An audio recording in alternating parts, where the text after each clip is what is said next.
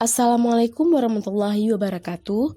Baiklah, kali ini kami akan menjelaskan sedikit materi kepada teman-teman mengenai sistem pernapasan pada manusia. Pasti teman-teman sudah mengetahui apa sih itu sistem pernapasan pada manusia? Nah, untuk lebih jelasnya lagi, mari sama-sama kita simak penjelasan sistem pernapasan pada manusia dari video ini. Yang pertama, kita akan membahas mengenai pengertian pernapasan. Jadi, pernapasan atau respirasi adalah pertukaran gas antara makhluk hidup atau organisme dengan lingkungannya. Secara umum, pernapasan dapat diartikan sebagai proses menghirup oksigen dari udara serta mengeluarkan karbon dioksida dan uap air. Dalam proses pernapasan, oksigen merupakan zat kebutuhan utama. Oksigen untuk pernapasan diperoleh dari udara di lingkungan sekitar.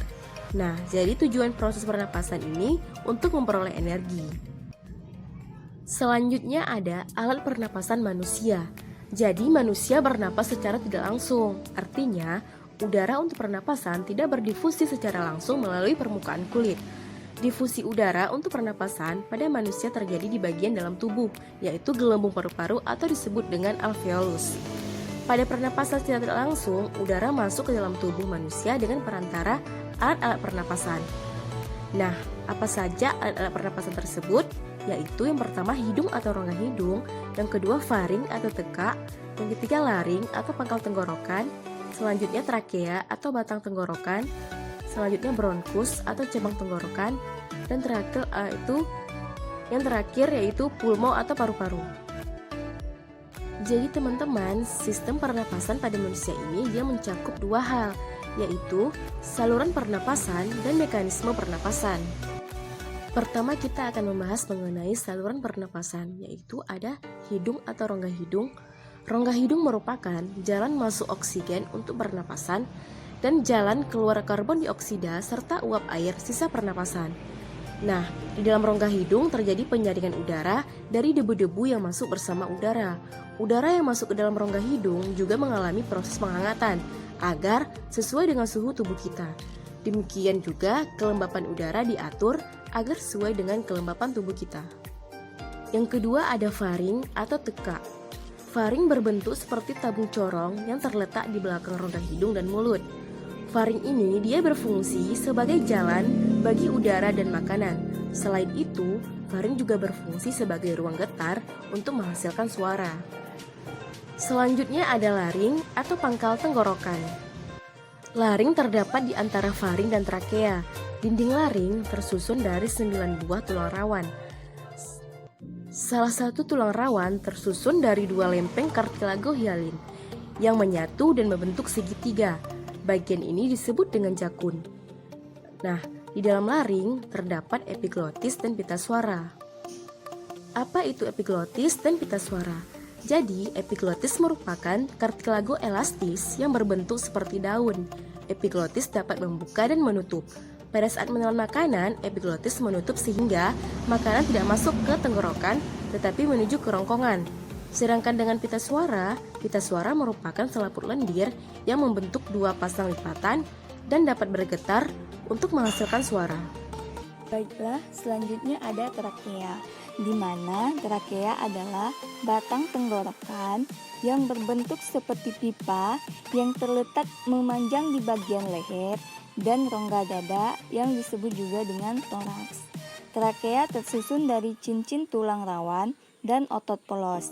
Dinding bagian dalam trakea berlapis sel-sel epitel, berambut getar atau juga yang disebut dengan silia dan selaput lendir. Trakea bercabang 2, yang satu menuju paru-paru kiri dan yang lain menuju paru-paru kanan. Cabang trakea disebut dengan bronkus. Pulmo atau paru-paru terletak di dalam rongga dada bagian atas. Rongga dada dan rongga perut dipisahkan oleh sekat, yaitu diafragma. Paru-paru terbagi menjadi 2 bagian, yaitu paru-paru kanan dan paru-paru kiri. Paru-paru kanan terdiri dari 3 gelambir dan paru-paru kiri terdiri dari 2 gelambir. Paru-paru dibungkus oleh selaput paru-paru tipis yang disebut dengan pleura. Di dalam paru-paru, masing-masing bronkus bercabang-cabang membentuk bronkiolus. Selanjutnya, bronkiolus bercabang-cabang menjadi pembuluh halus yang berakhir pada gelembung paru-paru yang disebut dengan alveolus atau juga dengan jama atau alveoli. Alveoli menyerupai busa atau sarang tawon. Jumlahnya alveoli kurang lebih 300 juta. Dinding alveolus sangat tipis dan elastis. Pada alveolus terjadi difusi atau pertukaran gas pernafasan, yaitu oksigen dan karbon dioksida. Alveoli yang terdapat di dalam paru-paru manusia. Mekanisme pernafasan. Pernafasan merupakan suatu proses yang terjadi dengan sendirinya atau secara otomatis.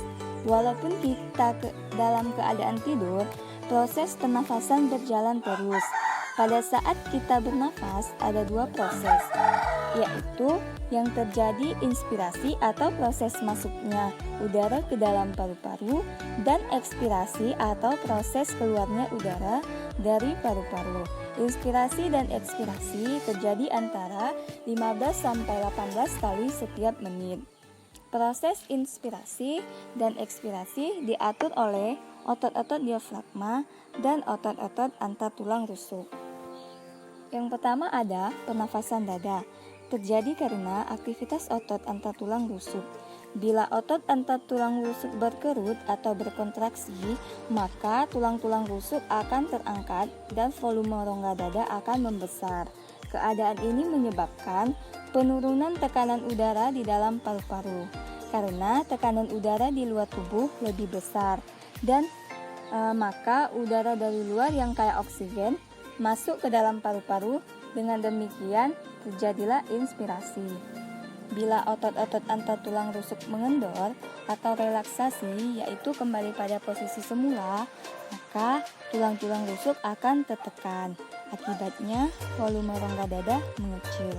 Keadaan ini mengakibatkan naiknya tekanan udara di dalam paru-paru. Yang kedua ada pernafasan perut.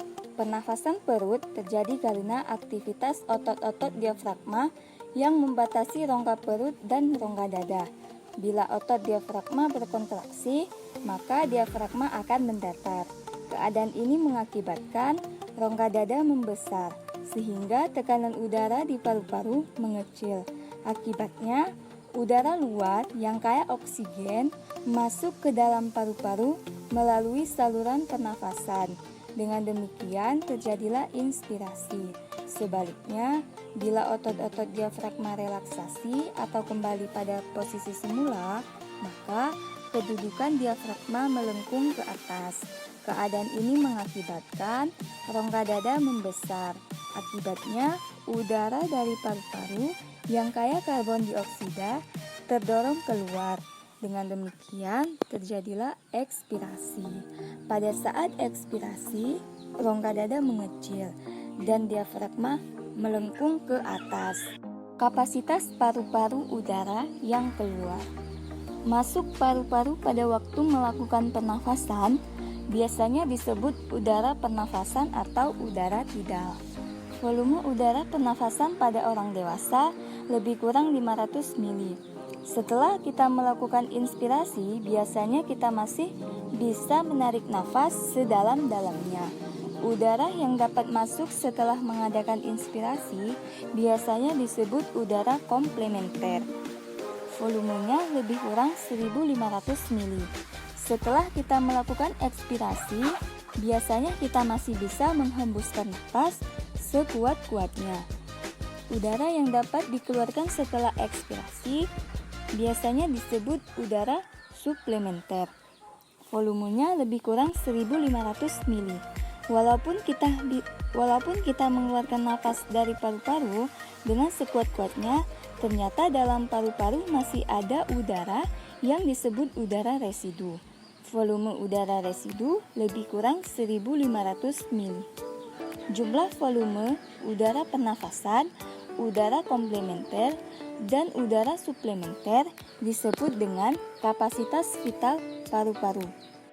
Baiklah teman-teman, sampai di sini penjelasan mengenai sistem pernapasan pada manusia.